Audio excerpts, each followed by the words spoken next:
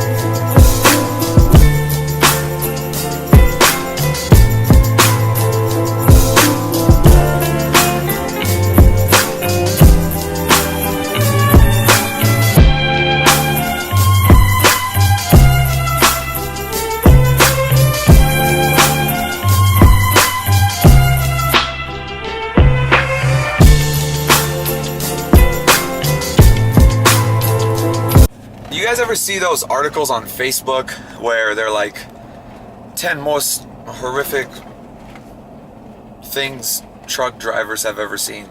Stuff like that. I saw one today. It was talking about like people that have basically survived like scenes straight out of a horror movie.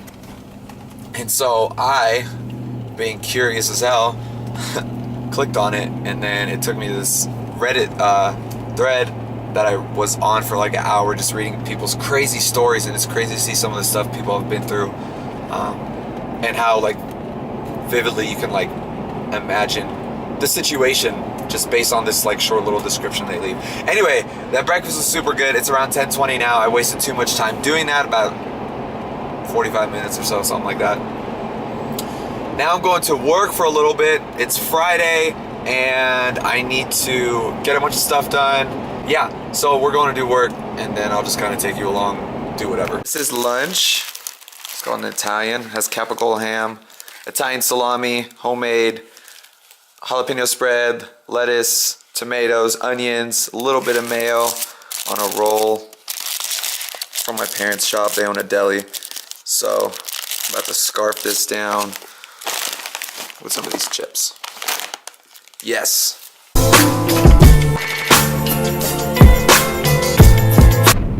Good morning, everyone. What is going on? It is 8:15 in the morning right now.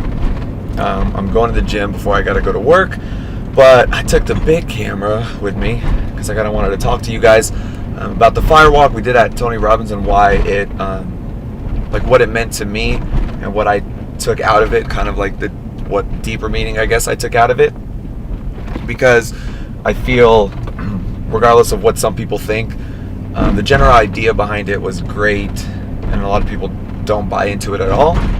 But regardless of what you take out of it, this is kind of what I picked up. But first, I'm gonna go to the gym real fast. I'm not recording my workout, and I'm going to knock it out. I got about 45 minutes or so, and then I'll talk to you guys after. What's up, guys? What's going on? It's I just got home from the gym a little bit ago. Like 10 minutes ago, and I wanted to sit down and record this because I was going to talk outside, but the wind kind of picked up, and cold isn't so bad, but once the wind kicks in, that's when it really sucks. So I just kind of wanted to make this as quick and descriptive as possible. I wanted to talk about the fire walk at the Tony Robbins conference, which I've mentioned like 100 times. So I'll try to give a little backstory. When I was asked if I wanted to go to the conference, I'm like, yeah, that'd be awesome, let's do it, like I'm down. And they were talking about it, and they're like, yeah, you walk on fire. And I'm like, wait a second, stop. What do you mean? They're like, yeah, you set up this thing, you walk on fire. It's crazy. I'm like, I don't want to do that. There's no way in hell. That's gonna hurt. It's gonna suck. Okay, just keep that in mind. And I did some research about the firewalk, and some people were saying like, oh, I got burned, and some people were saying I got a blister or whatever, and some people were saying it's like a hoax and it's just bullshit, and like there's no point in wasting your time or whatever it is. It doesn't mean anything. I'm gonna tell you why I think it truly does mean something to a lot of people, but not to everyone necessarily. So like I said, I did some research, and people were saying you're not actually walking on fire, you're walking on like hot coals. They burn the wood for X amount of time, it turns into coals, and they spread them along this little grass path. And with 10,500 plus people there, there's 35 or 36 lanes, and this is outside of the arena. So I'm like, okay, fine, whatever. I still don't want to do it. We get down to San Jose, and the first day of the conference is Thursday. Get there early. It's a long day, but you're up and active and moving your body, and you don't really feel that drain of energy from just sitting there and being stagnant and not moving. So throughout the day, he would talk about this firewalk that we're going to do later, and kind of the reasoning behind it, and I totally understood it. Now, fast forward to towards the end of the night, and this was only scheduled till 11:30, and get towards the end of the night, and it's around 8 o'clock, and it starts getting more in depth about the deeper meaning kind of behind it, and how you should perceive the whole firewalk. And so it's like 8, 10, 12 feet, something like that, maybe 15. I don't remember exactly the distance. But he was like, this is what you're going to do. You're going to create a move, and you're going to get in this mindset, and you're going to make that move, whatever it be, just doing this, whatever it may be. You get in that move, and you associate that move with a mindset of, I'm getting to where I want to go, and I don't give a shit what happens in between. And that's that's my perception of it. So we do that, and he starts talking about how there might be a few people that get little burns and whatnot, or you might get a blister, or you might get some coal between your toes, because obviously you got to do it barefoot. And he was just like, what do? You get on the front of the line when you're ready to go, and you make your move, whatever it is, and then you walk towards the end. And at the end, they have 2 people ready, and they'll spray off your feet with cold water. Okay, cool. So we get there, and I'm ready to go, and there's 10,500 people at 35 or 36 lanes, and I'm stoked. Like, I'm like, once I kind of set my mind to something, like, you know, it kind of just goes. So we get there, and I'm with a girl that I know that I went from work, and we had planned to meet up with other people that we know and do it all together. But with that many people leaving an arena at once, impossible. So we go, it's just her and I, and we're like towards the end of the line, and we're like, oh, it's going to take, 15, 20 minutes? It took us about 45 minutes to 50 minutes to get up towards the front, because, I mean, this takes like a few seconds to do. It literally takes like 4 or 5 seconds. But every once in a while, they have to put new coals on, okay? Just because obviously they lose heat and whatnot. And so we're working our way towards the front of the line, and we're getting there, and I'm hyped. And then she's like, are you nervous? I'm like, no way in hell. Like, this is done. Easy. I don't give a shit about what happens. All I know is I'm starting here, I'm getting here. Nothing else in between is in my mind. So we're going, and we're cracking jokes, and once in a while you see kind of smoke up off in the distance, and she'd crack a joke like, oh, someone's feet just got burned, and a lady in front of us was like, no, don't say that, like, I'm scared. I'm like, oh, sorry, we're joking, like, chill, it's fine. And so we get up towards the front of the line, and I'm ready to go, guys. Like, I'm set. Like, I'm gonna do this. I'm gonna make it my bitch, okay? Get up to the front, and I'm looking at her where there's like 3 or 4 people in front of us at this point. And I'm like looking at her, I'm like, do you want to go first, or do you want me to go first? She goes, I don't care. I'm like, I really don't care either. I'm doing it regardless. She goes, I'll go first. I'm like, perfect. That works perfectly. So like, she's ready to go, and I'm behind her. I'm like patting her back. I was like, you got this, easy money. And people are just hyped, and there's these like drums playing in the background, and people are like tribal drums. I don't really know, but they're playing them in the background, just boom, boom, or just some sort of melody. And it's like this crazy environment where people are like, let's do it. Like, let's freaking go. And so everyone's just going through it and flying through it. And no, I don't hear any screaming. I'm like, this is going to be easy. And so she goes, like, I'm tapping her on the back, and they're like, when you get up to the front of the line, they say, there's a guy there that says, when I say go, you go. You just go. There's no thinking about it. When I say go, go. And so you just kind of make your move and get ready to go. And he says, go, boom. So she does her thing, makes her move, whatever. And he goes, go. And she just storms across it. I'm like, yeah, whatever. And I'm ready. I'm at the front of the line. I'm like, let's do this. Like, this is easy. Let's go. And the guy stands in front of me, kind of looks at me. He's like, it's like this. He goes, you look like a guy that could use some fresh coals. And I'm like, oh, shit. Okay.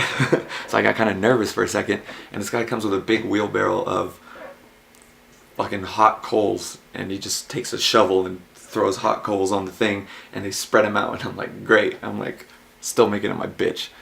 So I'm ready to go. I'm like getting all hyped up. And all I see is the end.